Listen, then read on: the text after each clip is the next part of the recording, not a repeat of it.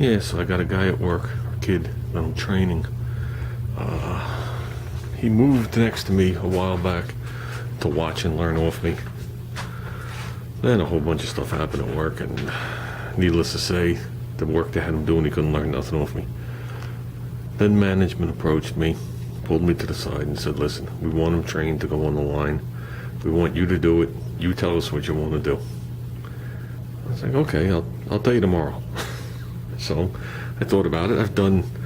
I had apprentices before. I had apprentices at my last job. I have no problem teaching anybody as long as they're willing to be taught. I'm not a just use an example, a BOCES teacher that's getting paid to teach kids and half of them don't want to learn, so you ignore them and let them sit in the corner. Not that all teachers do that, but you know the type of kids I'm talking about. I don't have time for that. So we came up with an agreement, and the only reason I planned on doing it is because he went to technical school. He's willing to learn. He does some stuff on the side with his father. Okay. The willingness to learn is there. That's all I got to say. And to me, that's enough. And the respect, the way he treats me is there. Well, he gives me back what I give him, at least. On the humorous side, Richie knows who this is, and I think he just thought that I was going to just show him things and that would be the end of it. I don't think he realized that everything he worked on, he had to go home and do homework and figure out how it worked and come back and explain it to me the following day. I don't think he expected that, which is actually making him very happy. But for him to go on the line, he has to work on brakes. Anybody can change shoes and pads, but I needed to know why they work, how they adjust, how everything, just everything. How does the piston come back? How come the piston doesn't drag? And I gave him a long list of shit, and he had to go home and do his homework on it. And I'm still waiting for one more answer tomorrow for that one. But we went into steering geometry. He had to go home and research every single piece of steering geometry in a car. The camber, the caster, the Atkins angle, well, everything. And come back and explain to me how it worked. Because I told him, I said, if he doesn't come back and explain how these things work, I'm not letting him put you on the line. So he said no problem doing it, but tomorrow's supposed to be the last day before I release him. And they came to me today and they asked me, is he ready? And I said, I'll let you know tomorrow. He's got a final exam. And when I told him that, I think he shit his drawers. And I gave him a list of things that he needed to know. And I told him, I said, there'll be a test tomorrow. And I said, if you can't pass the test, you're not fixing cars anywhere near me with me putting my name to anything you know. And that was pretty much it, the bottom line. Now, after he's done, they have 2 more people they want to do.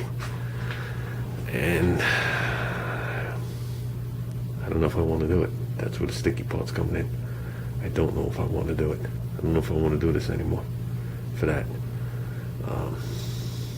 It was supposed to be just, I was doing it for him because I actually liked him. And I respected him. Now it's going to be my job. I don't know if I want to do it. But needless to say, I'm not going to say he's learned a lot as we're doing this, but he's relearning stuff he learned in technical school, I guess 4 years ago, that all the kids just blew off and said, hey, I'll never need to know that, I'll never need to know that, I'll never need to know that. And I explained to him, anybody can take a transmission apart, change the pieces when you see them broken and put it back together. Anybody could put new pads on a car. Anybody could throw another engine in a car. I said, but only certain people can diagnose them. And I said, the faster you can diagnose it, the more money you make. I said, it's that simple. And I said, when your diagnostic skills advance and improve on a car, it's going to advance and improve on everything you do in life. When something goes wrong in your house, whatever. So, and I told him from the beginning, I said, this is going to be a lesson of life. I spent multiple days with just him dealing with service advisors. Forget about fixing cars. How they can, how to read a service advisor, how to know if a service advisor is straight up, if they're a crook, if they're an asshole, if they're a good person. Are they going to rape the customer? You know what I mean? Are they going to second guess you? And if so, you have to have your confidence level real high and push them back. You know what I mean? So I think that was the most intensive training in all, because that brought out all the I'm not going to use the word anger, but that brought out a lot of feelings that I didn't want to bring out. But yeah, so I think he's going to make it. I think he's going to make it. Pretty much, I think what's going to happen is I think I'm going to give him the stamp of approval tomorrow. He's going away to school for a week through the dealer, and then I think the following 2 weeks after that, I'm going to cut him loose on his own. But he's still going to be, he's not going to be on piecework yet. So that'll still give me the ability to go over there and help him if he needs help. And that'll allow me to flag the time. Or else I go over there for free, and that ain't happening. So, and then, so in other words, ease him onto the line, so he doesn't sit there and flounder, you know. So I think we're good.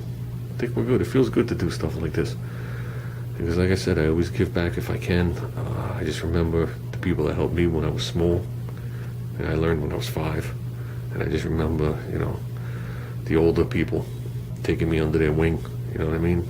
They were 16, 17, 18 years old, and them taking me under the wing and teaching me this and teaching me that. And then I would sit down and just stare at it and figure out how it worked, and then tell them, and they'd be like, "Ooh." So, but those days and those people are gone. But I guess that's it, guys. I guess this is, let's go in. I gotta take a shower. I gotta call the rooster.